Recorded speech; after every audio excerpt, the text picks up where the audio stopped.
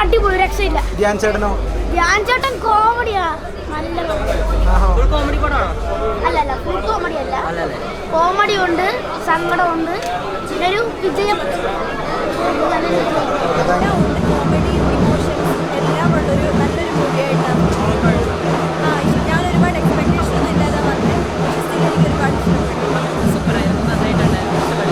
പണ്ടത്തെ ഒരു love action ഡ്രാമയിൽ കിട്ടിയ ഒരു കിടില സാധനം പുള്ളിയുടെ ഇപ്പം ഇതിൽ കിട്ടിയിരിക്കുകയാണ്. അടിപൊളിയായിട്ടുണ്ട് ചെയ്തേക്കുന്നത്. നീമ്പോളി തിരിച്ചു വന്നിരിക്കുകയാണ്. ഇത് കുറേ നാൾ നമ്മൾ പ്രതീക്ഷിച്ചില്ല ഇങ്ങനെ ഒരു സംഭവം വരുമെന്ന്. അടിപൊളിയായിരുന്നു, കിടിലാണ്. ധ്യാനും അടിപൊളിയായിരുന്നു. ധ്യാൻ കമ്പാരിറ്റീവ് നീമ്പോളി വെച്ച് നോക്കുമ്പോൾ നീമ്പോളിയുടെ ഒരു കംബാക്ക് എന്ന് പറയുമ്പോൾ സെറ്റപ്പാണ്, അടിപൊളിയാണ്. നീമ്പോളി ഇപ്പോൾ വർഷങ്ങൾക്ക് ശേഷത്തിൽ ഉണ്ടായിരുന്ന നായകൻ എന്ന നിലയിൽ തീർച്ചയായിട്ടും അദ്ദേഹം നല്ല രീതിയിൽ തന്നെ ചെയ്തിട്ടുണ്ട്. നല്ല രീതിയിൽ അദ്ദേഹത്തിൻ്റെ കയ്യിൽ ഈ പത്രമാണ്. പടം അടിപൊളി പടം. 2024 ഞാൻ കണ്ട വൺ ഓഫ് ദി ബെസ്റ്റ് പടം. മലയാളി ഫ്രം ഇന്ത്യ ടൈറ്റിലിനോട് ഭയങ്കരമായിട്ട് നീതി പുലർത്തിയൊരു പടമാണ്. കാരണം എല്ലാ മലയാളികൾക്കും ഒരു ഗൂസ് ബമ്പ് കിട്ടുന്ന കുറേ മൊമെൻറ്റ്സ് ഈ സിനിമയിലുണ്ട്. എസ്പെഷ്യലി നിവിൻ ഓൾറെഡി കംബാക്ക് വന്നതാണ്. ഒന്നും കൂടി ഒരു തിരിച്ചുവരവ് നിവിൻ്റെ ഭാഗത്ത് നിന്ന് ഉണ്ടായിട്ട് അടിപൊളി പെർഫോമൻസ് ആയിരുന്നു. പിന്നെ നമുക്ക് മലയാളികൾക്ക് ഒരു പുതിയൊരു കോമ്പോനും കൂടി കിട്ടി. നിവിൻ ധ്യാൻ എന്നുള്ളൊരു കോമ്പോ. യൂഷ്വലി നമ്മൾ നിവിൻ അജു എന്നുള്ളൊരു കോമ്പോ ആയിരുന്നു, പക്ഷേ ഇപ്പം നമുക്ക് നിവിൻ ധ്യാൻ എന്നുള്ളൊരു കോമ്പോ ഉണ്ട്. പിന്നെ ഇതിൻ്റെ ഹൈലൈറ്റ് എന്ന് പറയുന്നത് മ്യൂസിക്കാണ്. ജെക്സ് ബിജോയുടെ കിടിലൻ ബാക്ക്ഗ്രൗണ്ട് മ്യൂസിക്കാണ്. നമുക്ക് പല നോർമൽ മൊമെൻറ്റ്സ് പോലും നമുക്ക് ഭയങ്കര ഒരു ഗൂസ് ബംസ് കിട്ടുന്നത് ആ ബീജിയത്തിൻ്റെ ഒരു ഇമ്പാക്റ്റ് കൊണ്ടിട്ടാണ്. പിന്നെ ഷാരിസ് മുഹമ്മദിൻ്റെ അടിപൊളി എഴുത്തും ഡിജോയുടെ അടിപൊളി ഡയറക്ഷനും കൂടി കൂടിയപ്പോൾ മലയാളി ഫ്രം ഇന്ത്യ 2024 അടുത്തൊരു ഹിറ്റാണ്. നിവിനും ഞാനായിട്ടുള്ള ഒരു കോംബോ ആയിട്ടാണ് അവരുണ്ട്, അവർ ത്രൂഔട്ടുണ്ട്. പക്ഷേ ബേസിക്കലി ഇത് മലയാളി ഫ്രം ഇന്ത്യയാണ്. അപ്പോൾ മലയാളിയുടെ കഥയാണ്, അതാണ് നമ്മൾ പോർട്രേ ചെയ്യുന്നത്. ബാക്കി തുടരട്ടെ, എന്തായാലും ഉഷാറായിട്ട് വരട്ടെ. നമ്മുടെ നാടല്ലേ കേരളം, അഭിമാനമാണ്. വരട്ടെ, ഉഷാറായിട്ട് വരട്ടെ. അന്തസ്സോടെ പറയാം, ആ രീതിയിലുള്ള സിനിമയാണ്. കാരണം നമ്മൾ മലയാളികൾ എവിടെ പോയാലും വിജയമായിരിക്കും. ആ വിജയം ഈ സിനിമയിലൂടെ തന്നെ നമ്മൾ മേലുള്ള കോരിധരിക്കുന്ന വിജയമാണ്. ഇതിന് പ്രത്യേകിച്ചൊരു കാര്യം പറയാൻ, രാഷ്ട്രീയക്കാർ കാണിക്കുന്ന ഊച്ചാളിത്തരം സിനിമയിലൂടെ വിളിച്ചു പറയാം. അദ്ദേഹം അതിനുള്ള മനസ്സ് കാണിച്ചു. മറ്റുള്ളവരെ പോലെയല്ല, അത് തുറന്നടിച്ച് കാണിച്ചു. എന്തായാലും സൂപ്പർ ഹിറ്റ് സിനിമ, എല്ലാവരും കണ്ട സിനിമയാണ്. അടിപൊളി നല്ല സിനിമ, മലയാളികളെല്ലാവരും കണ്ടിരിക്കേണ്ട സിനിമ. കാരണം ലോകത്തുള്ള എല്ലാ മലയാളികൾക്കും കാണാൻ പറ്റുന്ന സിനിമ, മലയാളികൾക്കെല്ലാം ആഘോഷമാക്കാൻ പറ്റുന്ന സിനിമ. കാരണം ഇതെല്ലാവരുമായിട്ട് കണക്റ്റ് ആവുന്ന സിനിമയാണ്. ഫസ്റ്റ് ഹാഫിലുടനീളം നമ്മൾ ഈ സിനിമ കാണുമ്പോൾ നമ്മളാണെന്ന് ചില സമയത്ത് നമ്മളാണെന്ന് തോന്നിപ്പോകും. പുറത്ത് ജോലി ആവശ്യങ്ങൾക്ക് വേണ്ടി ഒരു നാട്ടിൽ നിന്ന് മാറിയിരിക്കുന്ന കുറേ പ്രവാസികളുണ്ട് നമ്മുടെ മലയാളികളിൽ. അവർക്കെല്ലാം ഒരുപാട് കണക്റ്റ് ആവുന്ന ഒരു സിനിമയാണ്. കാരണം അവരൊക്കെ കേൾക്കുന്നുണ്ട് മലയാളി പറ്റിക്കുന്ന ആൾക്കാരാണ്. പക്ഷെ മലയാളികൾ എന്താണെന്ന് ഈ സിനിമയിലൂടെ കാണിച്ചു തരാൻ ഷാരിസ് മുഹമ്മദിന് അതുപോലെ ഡിജോസ് ആൻ്റണിക്കും കഴിഞ്ഞിട്ടുണ്ട്.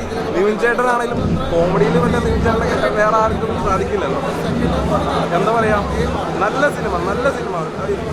നമ്മൾ ആദ്യം പ്രമോഷനിൽ കണ്ടുപോലെ ഫുൾ ടൈം കോമഡി അല്ല, പക്ഷെ കോമഡിയിൽ ഒളിപ്പിച്ചു വെച്ചാൽ നല്ല സീരിയസ് വിഷയം കൈകാര്യം ചെയ്തു പോയി. ഒരുപാട് പറഞ്ഞു കഴിഞ്ഞാൽ ചിലപ്പോൾ സിനിമയിലേക്ക് കടന്നേറ്റവും എല്ലാവരും കണ്ട് തന്നെ സിനിമ മനസ്സിലാക്കാം.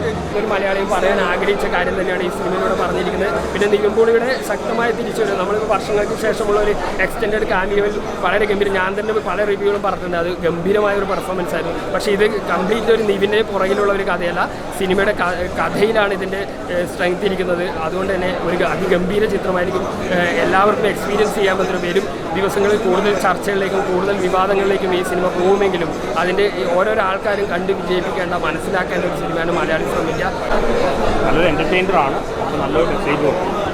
ജനഗണമന പോലെ ഇതുവരെ എല്ലാ പടത്തും പൊളിറ്റിക്സ് ഉണ്ട്, പൊളിറ്റിക്കൽ റിലീജിയസ് എലമെൻ്റ് ഉണ്ട്. അപ്പോൾ നല്ലൊരു എൻ്റർടൈനറുമാണ്.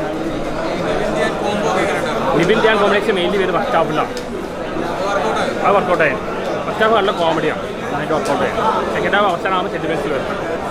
എല്ലാ എലമെൻറ്റ്സും ഉണ്ട്. ആകെ നെഗറ്റീവ് തോന്നിയാൽ ഞാനും നിവിനും പൃഥ്വിരാജ് ആ പേരും ശരിയാണ്.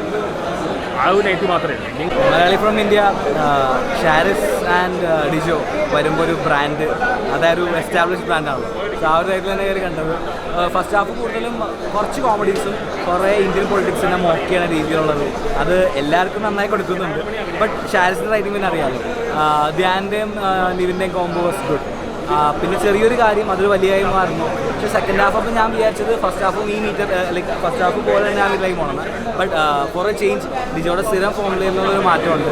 സെക്കൻഡ് ഹാഫ് കുറച്ചുകൂടി ഇമോഷണലാണ്. ഒരു പാകിസ്ഥാനി ആളും ഇന്ത്യയിൽ നിന്ന് ഒരു മലയാളി തമ്മിലുള്ള ഒരു ഫ്രണ്ട്ഷിപ്പ് ബോണ്ടാണ്. അത് നല്ല രീതിയിൽ തന്നെ വർക്കൗട്ട് ആയിട്ടുണ്ട്. ക്ലൈമാക്സ് ഒക്കെ ആകുമ്പോൾ ഒരു നല്ല ഫീൽ വരുന്നുണ്ട്. നിവിൻ പോളിയുടെ അതിശക്തമായിട്ടുള്ള തിരിച്ചുവരവാണ്. ഗംഭീര പെർഫോമൻസ് തന്നെ പറയാം. 1983 തുറമുഖം വർഷങ്ങൾക്ക് ശേഷം ഒരുപാട് സിനിമകൾക്ക് ശേഷം ഗംഭീരമായിട്ടുള്ള മേക്ക് ഓവർ ആണെങ്കിലും ഇമോഷൻസ് ആണെങ്കിലും കോമഡി ആണെങ്കിലും എല്ലാ ചേരുവകളുള്ള സിനിമയാണ്. ഇമോഷണൽ ടച്ച് ചെയ്യാൻ പറ്റുന്ന സിനിമയാണ്. ഓരോ ഇന്ത്യക്കാരനിടയിൽ ഒരു മലയാളി ഉണ്ടാവും. മലയാളിക്കിടയിൽ ഒരു നന്മയുണ്ടാവും, സ്നേഹം ഉണ്ടാവും. സ്നേഹബന്ധങ്ങളുടെ ഒരു കൂട്ടായ്മയുടെ സിനിമയാണ് നിവിൻ പോളിയുടെ ചിത്രം.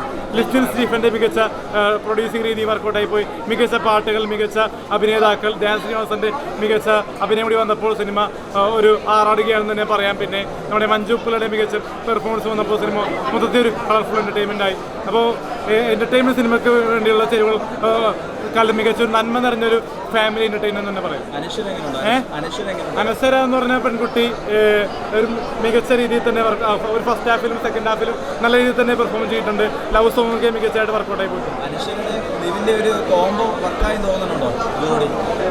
അനശ്വരൻ നിവിനുമായിട്ട് ആദ്യമായിട്ടാണ് അഭിനയിച്ചിരിക്കുന്നത്. നല്ല വർക്കൗട്ടായി പോയിട്ടുണ്ട്. Thank you. Malayali from India, അതായത് പടം ഇൻട്രോയിൽ വരെ നമുക്കൊരു ഗ്രാമീണ അങ്ങനെ നാട്ടിൻപുറത്ത് കിടക്കുന്ന കാര്യങ്ങളൊക്കെ ആയിട്ടാണ്. അത് നിവിൻ പോളി മറ്റേ ധ്യാനൊക്കെ ആയിട്ട് നല്ല കോമ്പിനേഷൻ വന്നിട്ടുണ്ട്. നല്ല രസമായിട്ട് അതായത് കോമഡി കാര്യങ്ങളൊക്കെ വന്നിട്ടുണ്ട്. മെയിൻ കാര്യം എന്ന് പറഞ്ഞാൽ ഫസ്റ്റ് ഹാഫ് എന്ന് പറഞ്ഞാൽ എല്ലാ തരം പാർട്ടിക്കാരെയും ചെറുതായിട്ട് കളിയാക്കുന്ന രീതിയിലൊക്കെ വന്നിട്ടുണ്ട്.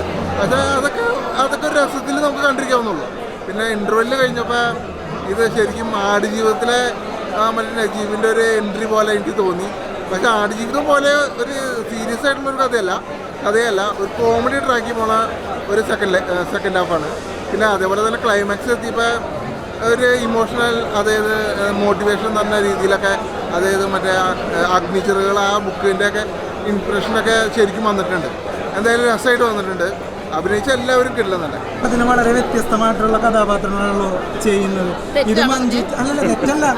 ഇത് മഞ്ജു ചേച്ചി തെരഞ്ഞെടുക്കുന്നതാണോ അതോ കയ്യിലോട്ട് എത്തുന്നതാണോ? കയ്യിലോട്ട് എത്തുന്നതെന്ന് പറഞ്ഞു കഴിഞ്ഞാൽ ഒരുപാട് സ്ക്രിപ്റ്റുകൾ വരും. അതിൽ നിന്ന് ചൂസ് ചെയ്യുന്നതാണ്. നമ്മുടെ കയ്യിലെത്താതെ നമുക്ക് ചൂസ് ചെയ്യാൻ പറ്റില്ലല്ലോ. നമ്മുടെ കയ്യിൽ വരുന്നുണ്ട് 8-10 സ്ക്രിപ്റ്റ് വരുന്നതിൽ നിന്ന് ഒരു 2-3 ആയിരിക്കും നമ്മൾ ചൂസ് ചെയ്യുക. ഇപ്പോൾ മൺമറഞ്ഞ പോയിട്ടുള്ള KPSC ലളിതയിലേക്ക് ആ റേഞ്ചിലേക്ക് മഞ്ജു ചേച്ചി എത്തുന്നു എന്ന് പറഞ്ഞാൽ അത് ശരിയാണോ? അത് ഞാനല്ല പറയേണ്ടത്. അത് കേൾക്കുന്ന ഭയങ്കര സന്തോഷമുള്ള കാര്യമാണ്. കാരണം ഞാൻ മലയാളം ഇൻഡസ്ട്രിയിൽ ഏറ്റവും കൂടുതൽ ആരാധിക്കുകയും സ്നേഹിക്കുകയും എന്താ പറയുക, ഒരു അമ്മയെപ്പോലെ കാണുകയും ഒക്കെ ചെയ്ത ഒരു നടിയും ഒരു സ്ത്രീ മനുഷ്യ വ്യക്തിത്വമാണ് ശ്രീമതി KPSC ലളിത. ഞാൻ അമ്മ എന്നാണ് വിളിച്ചിരുന്നത്.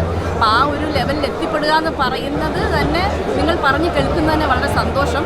പക്ഷേ ലളിതാമ്മ വേറെ ലെവലാണ്. അവിടെ നിന്ന് എത്താൻ എനിക്ക് പറ്റില്ല.